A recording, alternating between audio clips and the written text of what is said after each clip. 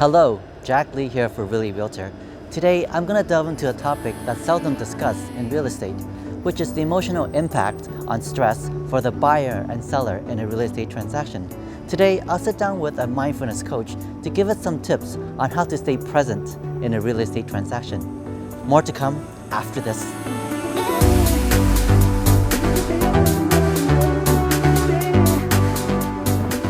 Hello and welcome back. Today, my special guest is Reena Ruparelia, and she is a mindfulness meditation instructor as well as a contributor to Oria's The Real Estate Edition podcast. So thank you, Reena, for joining us today. Can you tell your viewers a little bit about yourself? Sure. Thanks for having me, Jack, and hello to everyone. So like Jack mentioned, I am a mindfulness meditation instructor, and what that means is I help people come into the moment, center, and calm down so they can be connected to themselves, to each other, and also to their bigger goals and visions so they can live the life that they want and dream of. Wonderful. That sounds great. Now, the reason I particularly invited you here today is because I work with a lot of buyers and sellers in the transaction process that brings out a lot of stress triggers. So there's a lot of situations that maybe overwhelming or stressful for the purchaser or the seller. Maybe you can go through some of the tips that you have for our viewer. In particular, for example, what happens like in a bidding situation and all the stakes are heightened? Obviously, going through a bidding war or any type of process that has a lot of stress, especially going through buying a home, we need to make sure that we're keeping calm and managing our stress. And believe it or not, one way to do this is through our breath. We can change our physiology through the way that we breathe. And by changing our breath, we start to change our physiology and our nervous system. So we start to balance that out. So if we are going through a bidding war process, we aren't making decisions out of a reactive and fearful, stressed place.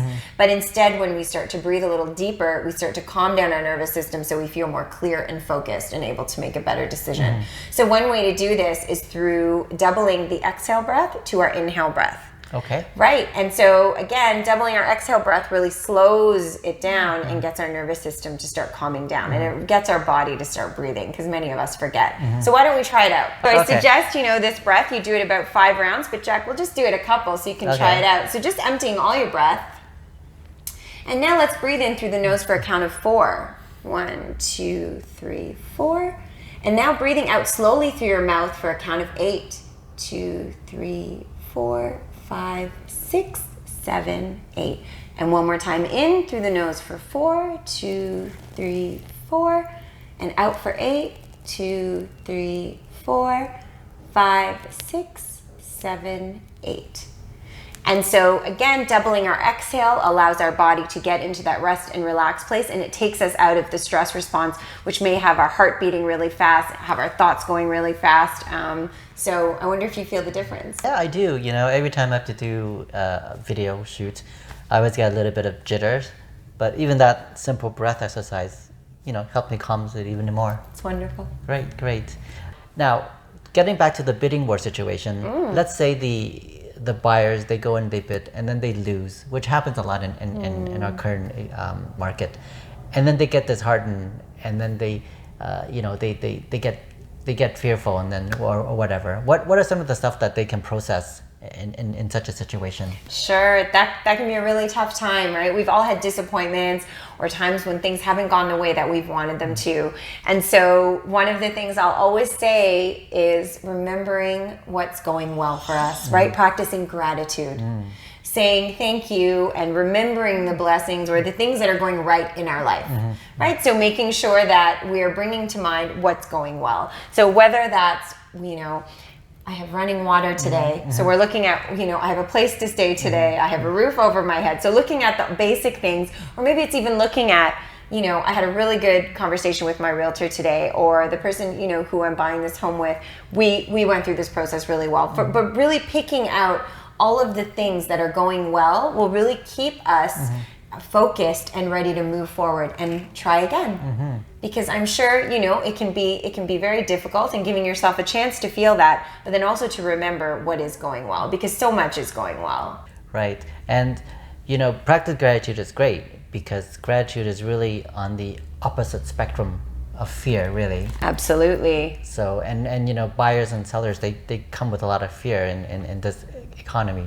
Maybe you can speak to a bit about managing fear. Yeah, fear. That's a big one, right? False evidence appearing real is the way I always like to think of it. And so sometimes we have a fearful thought or a fearful worry. And it can really take our mind on a spin. You know, we're just churning the thoughts back and forth, over and over. We're sleeping, we're waking up in the middle of the night with our worry. And so I would say to really work through fear, or if you find that you're really anxious or feeling a lot of worry, the first thing would be to practice something like the breath that we just did, or even doing like a short breath meditation. And then after you've kind of centered and calmed yourself down, taking the fears and the worries that are in our heads and putting them out on paper, writing them down, taking a look at them and saying, is this actually true?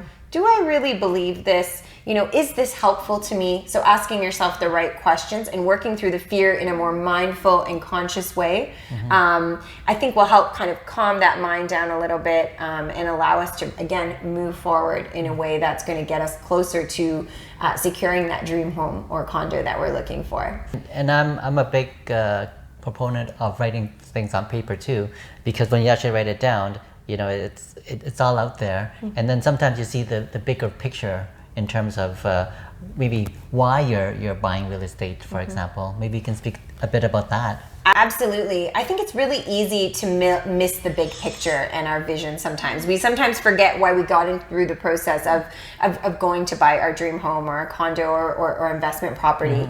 We forget why we're doing it because we're thinking of the day-to-day ups and downs. And so having a clear vision as to why you've gotten into this process in the first place, and looking at that every day, whether that's some type of vision board or it's a statement, but really getting centered and clear on why you got into this process in the first place will keep you, again, focused, and I think motivated through this process. Yes, for sure. And I always say, you know, real estate, as much as it is a numbers and a financial transaction, there's real human behind every deal. So every human has their own hopes and dreams, and you know, and their reason to start on this journey. Because no one likes to buy and sell for fun, because there's a lot of emotional stake at it. So just remember your why and why you're doing it, and keep that on top of mind, so that when you're going through rough water, at least you'll have that in. As a stabilizer in your life, right? And finally, your last tip for us. So I would say surround yourself with the right people, making sure that you're surrounding yourself with friends and family who are supportive and who are there. So whether, you know, they're celebrating your wins with you, or if you've had a really tough day, you know, going through a bidding war, something similar, that they're there to support you and to listen to you. And something that's super important is choosing the right realtor, right? Finding a realtor who you understand and who understands you and you feel comfortable speaking with and speaking to, I think will really help make this process you know, just much more beneficial. Yeah, for sure. And the thing with the realtor is make sure you choose a realtor that understands your value. You know, you're meeting of two people, so you should have similar value. Because if you don't, then there's gonna be conflict and stress in the process. For example, if you are someone that, you know, takes a lot of time and not to be rushed, you have to find a realtor that understands your process and how you operate and how you can come to a decision, as opposed to you know, just picking somebody and then being a bit pushy or more like kind of aggressive. Then that won't fit with your alignment. So that will cause stress in the long run. So definitely pick the right realtor. Right. So Reena, thank you for your 5 tips today. I'm sure our viewers would take a lot of value from that. Now, if they wanted to reach out to you to get more information about your services, how can they do so? Absolutely. You can find me at reenarup.com. I look forward to hearing from you. And I'm at RealLy Realtor on all my social media platforms. So thank you for tuning in today. Until next time, be well, and I'll see you soon.